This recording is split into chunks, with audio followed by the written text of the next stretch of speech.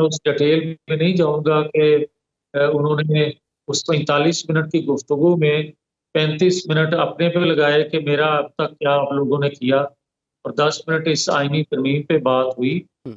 मगर मैं ये जो कहना चाहता हूँ, हकीकत ये है कि दुनिया भर में जहां भी जुडिशरी में जो अपॉइंटमेंट की बात होती है, अमेरिका समेत जो कमेटी होती है, पार्लिमानी कमेटी, उसका अमल दखल होता है। और ये किसी तौर पर भी दुनिया के किसी अदारे के मतलब जिसमें चेक एंड बैलेंस ना हो, वो कभी भी अपनी परफॉर्मेंस बेहतर नहीं दिखा सकता। और ख़ास तौर पर पाकिस्तान की अदलिया, जिसका नंबर रेटिंग में दुनिया भर में जिस मकाम पे है, जी। एक शर्मिंदगी के अलावा हम इस बारे में कुछ नहीं कह जी, सकते। वो नंबर और 140वां नंबर है, आपने बिल्कुल ठीक कहा मियां साहब। लेकिन हुकूमत ये दावा कर रही है कि पार्लियामेंट बालादस्त है, और हुकूमत ने ये बात साबित कर भी दी 2/3 मेजॉरिटी के बाद। लेकिन ऑपोजिशन ये कहती है कि अदलिया को आपने मफलूज कर दिया है। अब हम किसकी बात माने? देखिए इमरान, जो मैं बात आपसे कह रहा था कि पाकिस्तान के अंदर अदलिया का जो दुनिया में रेटिंग नंबर है, वो सारे पाकिस्तानी जान चुके हैं, आप लोग भी जानते हैं, और ये भी सब लोग जानते हैं। और ख़ास तौर पर नौजवान नस्ल के लिए कि मुझे ये बताएं कि आइन का तहफ़्फ़ुज़ कब कब अदलिया ने किया है। और आइन का तहफ़्फ़ुज़ करना तो दूर की बात, जब मार्शल लॉ लगता है तो उनको तहफ़्फ़ुज़ उल्टा दिया जाता है इसी अदलिया से। ये एक हकीकत है और तारीख का हिस्सा है।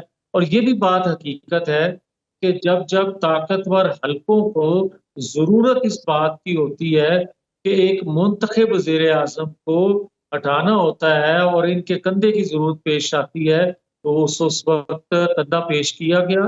वो ज़ुल्फ़िकार अली भुट्टो हों, वो मियाँ नवाज़ शरीफ हों, वो यूसुफ रज़ा गिलानी हों, ये सबके लिए कंधा पेश किया गया। कल को कोई ये इल्ज़ाम दे कि ज़ुल्फ़िकार अली भुट्टो की अपोज़िशन जो थी वो भी इस्तेमाल हुई थी, या नवाज़ शरीफ की या किसी और की। सही बात ये है कि फैसला देने वाले कौन हैं? क्या ये हकीकत नहीं है कि 2017 में जनरल फैज़ या जनरल बाजवा की ख़्वाहिश होगी कि नवाज़ शरीफ को हटाया जाए, या आलमी कुव्वतों की ख़्वाहिश होगी जो सी-पैक पाकिस्तान के अंदर मुकम्मल होता नहीं देख सकते थे, उनकी ख़्वाहिश, मगर उसी ख़्वाहिश की तकमील किसने की? अदलिया ने की। और फिर मुझे ये बताएँ, गुड टू सी यू एक 9-10 मई के मुजरिम को किसने कहा था? ये सारी आपके सामने चीज़ें हैं। इसके बाद भी अगर कोई ये बात कहे कि अदलिया को कमज़ोर किया गया, अदलिया ताकतवर है, आज भी ताकतवर है, और ताकतवर होना चाहिए, आइन कानून के मुताबिक होना चाहिए। ये नहीं होना चाहिए कि आप आटे दाल के भाव, या किसी हेल्थ सेंटर का आप विजिट करें, और या आप डैम बनाने के लिए आप कोई अकाउंट खोल दें, और उसके बाद फिर जो हो उस डैम का, ये सारी चीजें भी हमें ज़हन नशीं रखनी चाहिए। लेकिन लेकिन मियां साहब, आपकी बात अपनी जगह ठीक है, गुड टू सी यू वाले लोग तो चले गए। लेकिन अब आने वाले चीफ जस्टिस की तकर्री हुकूमत जो है, या सियासतदान या कमेटी के जरिए, वो अपने हाथ में क्यों रखना चाहते हैं आप? पहले तो होता था ना, turn by turn chief justice बन जाया करते थे जो सीनियर मोस्ट हुआ करते थे। अब टॉप 3 में से एक बंदे को पिक करना है, तो इसकी जरूरत क्यों पेश आई हुकूमत को? इसके क्या फजाइल हैं? हुकूमत को ज़रूरत नहीं, रियासत को ज़रूरत है। रियासत को ज़रूरत है तो कौम को ज़रूरत है। मैं पहले कह चुका हूँ कि क्या पाकिस्तान में कोई ये नया आइन बना है, कोई नया कानून बना है?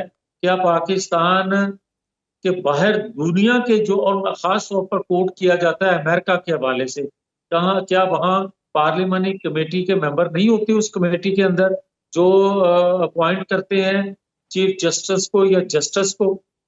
करते हैं। और पाकिस्तान में इससे पहले होता रहा है। आप अगर किसी चीज़ की तौसीक़ करते हैं, किसी चीज़ को दुरुस्त करते हैं, तो क्या गलत है? और क्या, जो मैं पहले बात कर चुका हूँ, कि क्या जुडिशल मार्शल लॉ पाकिस्तान के अंदर नहीं लगते आ रहे? और क्या पाकिस्तान के अंदर अगर आइन को भी रीराइट करना शुरू कर दिया जाए, और इंतहाई काबिल एहतराम जस्टिस साहिबान करना शुरू कर दें, तो फिर क्या मैं ये कहूंगा कि असेंबली को ताला लगा देना चाहिए